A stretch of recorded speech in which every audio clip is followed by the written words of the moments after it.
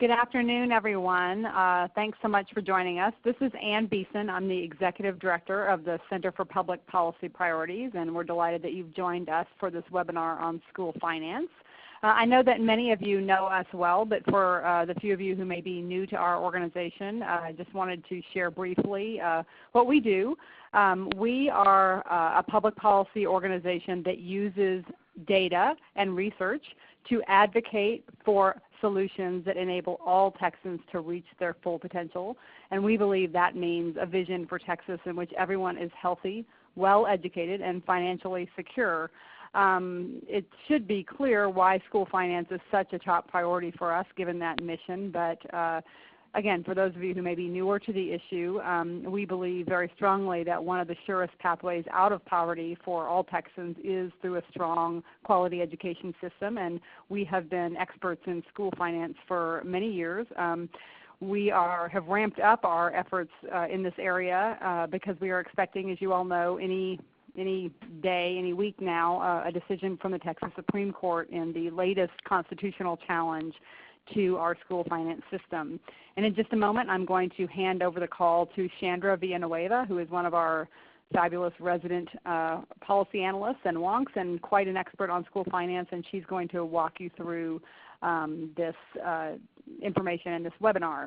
First, I want to just make a couple of housekeeping notes. All of you will remain muted throughout the call to ensure good sound quality. Please use the chat function, which is you can see on the bottom left corner of your screen, to ask questions. We will have plenty of time for questions after Chandra's presentation, and we will try to get to as many questions as possible on the call. We're also going to follow up with participants afterwards. If we don't get to your question on the call, we'll be sure and get you an answer afterwards. And you'll also see that Chandra's email address appears on the second slide, and I think again at the end if you'd like to contact her directly with questions. We are doing a lot of work around the state to make sure that everyone is knowledgeable and educated and ready to engage in this important debate about our school finance system in Texas, and that is the purpose for this call. So with that, I'm going to hand it over to Chandra. Thank you.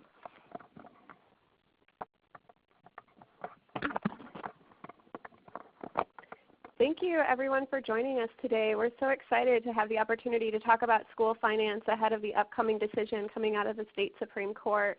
But before we get started, I have just a couple quick poll questions, as well as just give a minute for other people to join the call and everyone to get situated. But first, just tell us a little bit about who you are. Why are you on the call today? So if you could just let us know if you're a legislative staff or staff member, if you work with a state agency, a local elected official, maybe you're at an ISD, or you're a student, or just a private individual who wants to learn more about school finance. So please just take a second here to click which best describes you.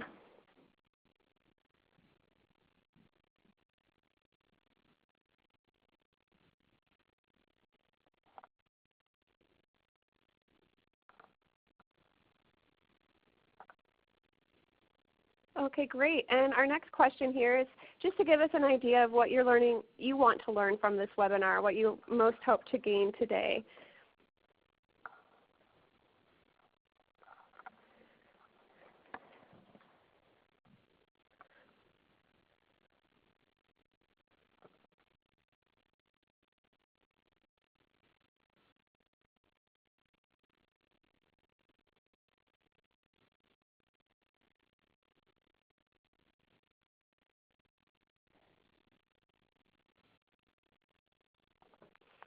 All right, great. Thanks, everyone. So let's get started. We've got a good number of people on the call, and it looks like a couple more are still trickling in, but we're just going to get started here. So today we're talking about renovating our school finance system. You can really think of our school finance system as very similar to an old house. As you know, homes need ongoing maintenance and periodic updates to keep them efficient and running well. The same thing with our school finance system. We really need to continuously improve it so that it can educate students for generations to come. And when you do a renovation, you want to keep what works well while improving or changing the things that just don't work or have gone out of fashion or just not the needs of today. And we know that when you renovate a house or make any kind of major changes, there's going to be dust, noise, inconveniences. Renovations are hard. But if you do it right and you do it really well this time around, those changes will last for decades to come. So in today's presentation, we will cover the importance of school funding, kind of why are we even talking about school funding in the first place. We'll also cover the strengths of our current finance system because our school finance system does have a lot of strengths. One thing our school finance system is not is a tear down. We don't need to tear it down. We do have a good structure in place, and there's things that we really need to preserve for our school finance system. And the third thing we'll get to is the remodels that we need to bring our system up to code and provide a quality education for generations to come. So the remodels are kind of the solutions that we're proposing to improve our school finance system. So I hope you all have your hard hats on because we're going to walk through some renovations this afternoon. But first, let's talk a little bit about the value of our public school system. Our public education system, it really does have immense value that so many of us have benefited from us. And one of the major goals of our public education system is to enhance each child's talents so that we have a diverse set of skills available in our community. So we really do rely on our public education system to develop a strong workforce and grow our economy to ensure that we have workers for the jobs of today and tomorrow. We also need to fulfill our promise to the next generation. So many of us have benefited from public education, and it's up to us to make sure that those opportunities are around for the children of tomorrow and today. And also be a good steward of a very large public investment. I'm not going to lie, we're talking about a lot of money here. About $40 billion a year goes into our public education system from both state and local sources. So we do rely on our schools to be a good steward of that investment, to spend that money wisely and be really efficient with the money that we entrust them with. But we know that money in education matters. We know that it's important how much money goes into our schools because better funded schools lead to smaller class sizes. This is important so that teachers can give individualized attention to all students. And when students have individualized attention, they're a lot less likely to fall behind. Better funded schools also lead to a lot of the enrichment activities like access to science labs, computers, art, music, the kinds of things that really keep kids engaged and keeps kids engaged and just really interested in coming to school and learning. So it is really important that we invest in schools. And better funded schools also lead to professional development and support for teachers, which leads to lower teacher turnover. Teachers need to be supported. We really need mentorship, support. It takes a long time for teachers to really hone their craft and become really great teachers. And if we want really great teachers in our classrooms, we need to support them. So now that we've heard a little bit about why it's important to fund our schools and why money in education matters, it's important to know that too many of our kids right now are sitting in overcrowded classrooms, don't have access to enrichment activities, and we're not supporting our teachers the best that we can. But there are some strengths in our school finance system that are worth keeping. There's some really innovative elements that we have that we want to keep. First of all, Texas was one of the first states ever to acknowledge that different kids need different resources and supports to be successful. We created a system of weights to direct extra funding to different populations such as economically disadvantaged, English language learners, also gifted and talented, or students who need special ed services. So we know that different kids need different services and supports, and that's a really great part of our school finance system. Texas also attempts to mitigate inequities created by property value disparities through recapture. This is really important because property values are inherently unequal across the state. So we have a system that helps redistribute values between really property wealthy districts and property poor districts. So this is one of the most innovative elements of our school finance system. And the third thing that our school finance system does is it prioritizes early education for low-income students. We do support early ed. We have a pre-K program that's targeted, that's offered to 4-year-olds, and about 54% of 4-year-olds across the state are benefiting from early education. And that's something that we fund within our school finance formulas.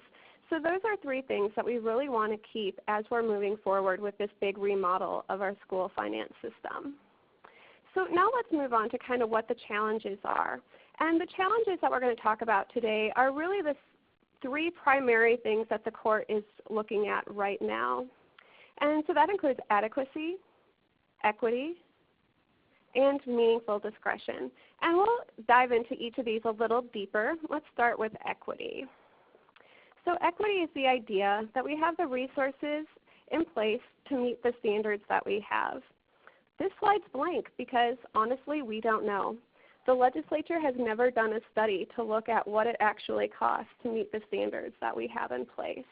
And in fact, Judge Dietz even stated in his last ruling, rather than attempt to solve this problem, the state has buried its head in the sand, making no effort to determine the cost of providing all students with a meaningful opportunity to acquire the essential knowledge and skills reflected in the state curriculum and to graduate at a college and career-ready level. So there are a couple things, though, that we do know. First, we know that school spending has remained relatively flat over the last 14 so years. These numbers are adjusted for inflation, so this is in 2015 dollars.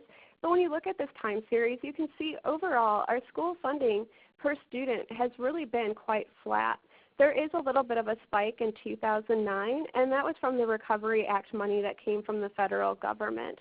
So other than that huge sort of spike we see as an anomaly, relatively you could say that school funding has been flat for quite some time. But what this chart doesn't tell us is kind of what's going on in our classrooms and what are the needs of our students. So let's take a look at the factors that influence school spending. The 3 main factors are going to be student demographics, teacher quality, and academic standards. So we're going to start off with some student demographics. So Texas schools add about 85,000 students a year to our public schools. And for a long time now, that growth has really been dominated by economically disadvantaged students. And in the state, we define economically disadvantaged students as kids who qualify for the federal free and reduced lunch program. Now, it's important to know that these students are not all necessarily struggling academically, but we use economically disadvantaged status as a proxy for need to help direct money to where it's needed. So you can really see the growth that we've seen in economically disadvantaged students. This trend line alone would make you think that our school spending would be increasing, but it's not. So let's take a look at teacher quality.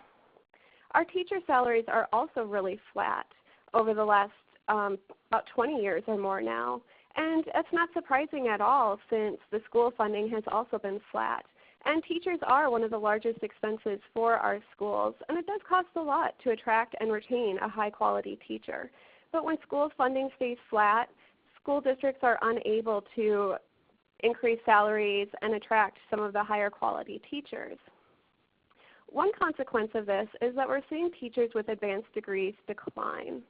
And it's important to have teachers with advanced degrees in our classroom because they often come with a deeper understanding of teaching, learning, and human development, and often can work as mentors for other teachers as well. But because the wages have been stagnant, we're seeing a decline in these teachers as their advanced degrees can get them more in the open market. We're also seeing an increase in teacher turnover. And high teacher turnover has a disruptive effect on schools, and it harms student achievement. Studies have shown that even students who are not in a classroom that's seen turnover still have lower test scores than students in schools with a low teacher turnover. One little point about this data, you see there's a little dip in the turnover around 2009-10. That was definitely during the recession. One reason you see that dip is because a lot of people don't leave their jobs or look for new jobs during a recession. The other is that during that time we cut a lot of positions in our schools for teachers, And when a teacher leaves and isn't replaced, it's not considered teacher turnover. So that's one reason why we see such a little dip in those few years. But now we're going to move back to standards. So this chart just gives you a slight overview of all of the changes that we've made in our academic standards over the years. In 1986, our very first statewide assessment needed for graduation, we only measured the minimum skills that we wanted our students to achieve. Now today we've recently introduced the STAR test, which has a very deep focus on fewer skills. And in 2013 we passed HB 5, which completely changes all the graduation requirements in the state. So you can see that we've really been changing what we expect from our students and from our schools, but you never once have seen an increase in funding tied to these changes and what we want for academic standards. So, and also, remember back to that earlier slide when I said that school funding had remained relatively flat. Overall, it is relatively flat, but it is less funding than schools were getting 14 years ago. And by 2017, everything adjusted for inflation, schools will be receiving about $346 less per student than they did in 2003. That might not seem like a whole lot of money, $346, but when you multiply that out for a classroom, your average classroom of 30 students, that's over $10,000 for a classroom. And if you multiply that out for an average sized district of 4,000 students, you're talking about $1.3 billion. There is a lot that districts can do with $1.3 billion, such as investing in smaller class sizes, enhancing their offerings for students, and supporting their teachers with professional development. And in fact, it will take us about $3.5 billion to get back to that 2003 funding level. And nobody's saying that 2003 was the golden age of education. In 2003, I don't think anybody was saying that our graduation rates were through the roof, the pension fund was flush. We don't even really have a golden age to look back to, but we know that we're doing less today than we were doing about 14 years ago. So that kind of wraps up adequacy. So now let's move into equity. So this slide is really to kind of make the point about the difference between equity and equality. Equity is the idea that we're giving the correct amount of resources needed for success. Well, equality sounds great and everybody wants equality, but sometimes equality has the negative consequence of actually perpetuating inequities when different starting places are not accounted for. And that's really the point of this graphic. If you give every kid a box, somebody still can't participate and watch the game. But if the boxes are distributed to where the need is, then everybody gets to enjoy the baseball game. So that's what we're trying to do with our school finance system, is make sure that all students have the resources they need to be successful. And when it gets into school finance and the court challenges, what the courts really think of for equity is similar tax revenue for similar tax effort. So let's see how that plays out. These next three slides I'm going to show you really sum up the entirety of the equity claim for the school finance lawsuit. So first off, property poor districts are taxing at a higher rate. This is really important because a lot of people assume that people who live in low income areas, which are typically some of our property poor districts, that they don't value education. But in reality, these are the exact people who are going to the polls and raising their own tax rates. So we really see that property poor districts are carrying a higher tax burden on property owners than property wealthy districts. And this has to do with the inequities in our property values. When you have a lot of property values, you can generate a lot of money with a smaller tax rate. And that's exactly what we're going to see here in the next slide. That even with higher tax rates, property poor districts are unable to raise the same amount of funding that a property wealthy district is. And a lot of this has to do with property values. And the third slide shows that property poor districts also have greater need than property wealthy districts. And again, we're going to use economically disadvantaged students as that proxy for need. Right now, about 60% of students across the state are economically disadvantaged, but the 20% of our poorest districts have 69% of the economically disadvantaged students, while wealthy districts on average have about 48% economically disadvantaged students. So to sum up these last 3 slides and kind of the equity argument overall, property poor districts tax at a higher rate, receive less funding, and have greater need. So now we're going to move on to the third issue that's in front of the courts, which is really this issue of meaningful discretion. And meaningful discretion is one of the more difficult items that the court is looking at, and it's a little bit harder to understand, but I'll walk you guys through it, and hopefully everyone will get a good grasp on this. Basically, all meaningful discretion is local control to set tax rates. School districts need to be able to set their own tax rates. But too many districts have found that they've reached the maximum tax rate and they're only able to provide a basic level of education. And this denies them the ability to provide enrichment activities, raise more funds locally, or reduce tax rates for local property owners. And the reason that this is an issue is because when we don't have local control, it's considered a statewide property tax. And statewide property taxes are prohibited by our state constitution. It's just something we're not allowed to do in the state of Texas. And the legal standard is that if just one district loses discretion to raise or lower their tax rates, then it's considered a statewide property tax. And right now, 27% of districts are taxing at the maximum tax rate. So there's a really high likelihood that the courts are going to come back and say that we have a statewide property tax. So now that we've gone through the challenges that our schools are facing around adequacy, equity, and meaningful discretion, let's talk about the solutions that will help us update and modernize our school finance system. So first, all good remodels have plans and goals. Nobody should go into a remodel blind. So we really need to kind of get our heads out of the sand and research the appropriate levels of funding to meet the educational standards that we do have in place. This is a really important starting point to even know what we're trying to achieve. We also need to tear out all that old 80s wallpaper and patch up the holes in the drywall.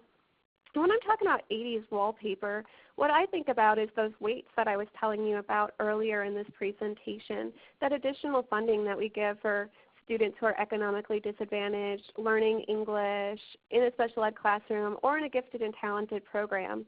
The fact is most of those weights were introduced into our school finance formulas in the early 80s and have not been updated since. And a lot of those were set at a rate lower than recommended at the time. So we really need to just sort of update and modernize those funding elements to make sure that we're addressing current needs in our schools. And we also need to reinforce the foundation. And that means increasing the basic allotment. The basic allotment is the kind of primary building block that everything starts on for every district. And when you increase that basic allotment, it's one of the most equitable and adequate ways to increase funding in our schools. It really is the tide that rises all ships. So I think it's really, really important that any funding, first of all, goes into the basic allotment. And we also need to develop a strong revenue system that meets today's needs and prepares Texas for future growth. And that includes things like scrubbing the tax code for outdated tax exemptions. It means ensuring that businesses are paying their fair share. One way to do that is to make sure that commercial properties are appraised at market value. We also need to be accepting federal dollars whenever they're available. Right now we're leaving a lot of federal dollars on the table because we're not expanding Medicaid. And also, we need to prevent our house from falling back into disrepair.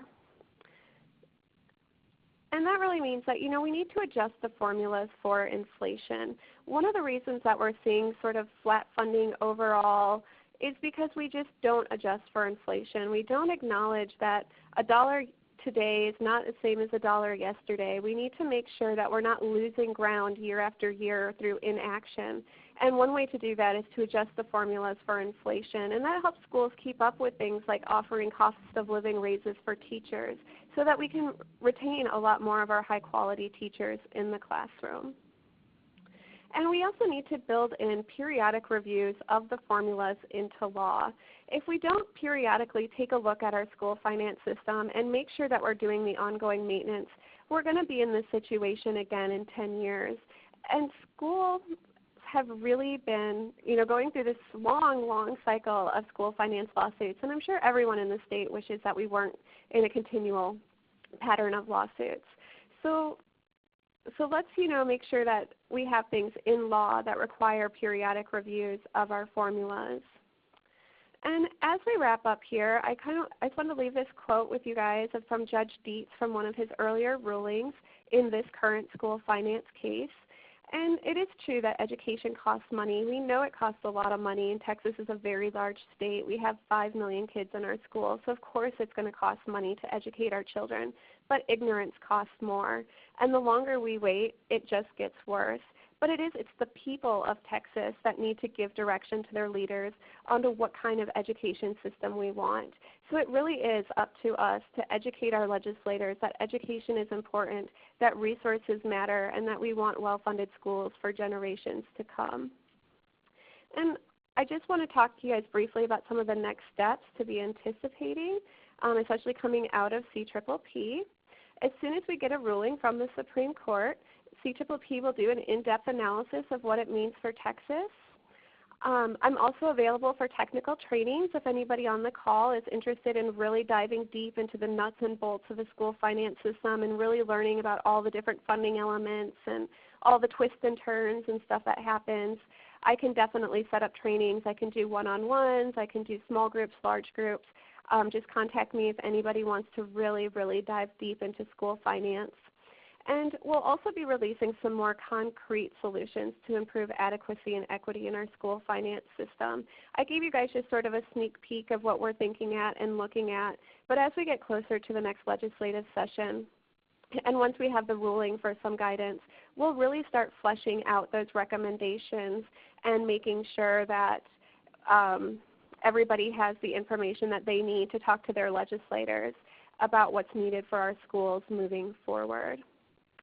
And as we end, I just want everyone to know that if you want to learn more about not only school finance but the multiple issues that CCCP covers, you can log on to cCCCP.org, visit our website, sign up for email alerts. You can also follow CCCP on Twitter. We also have a Facebook page where we share all kinds of amazing work done by us and our partner organizations. And if you really found this presentation awesome, feel free to make a donation to help support CCCP's work. A lot of the work that we do in the Capitol is funded by individual donations, so it is really important for us to get funding from individuals so that we can be a voice at the Capitol.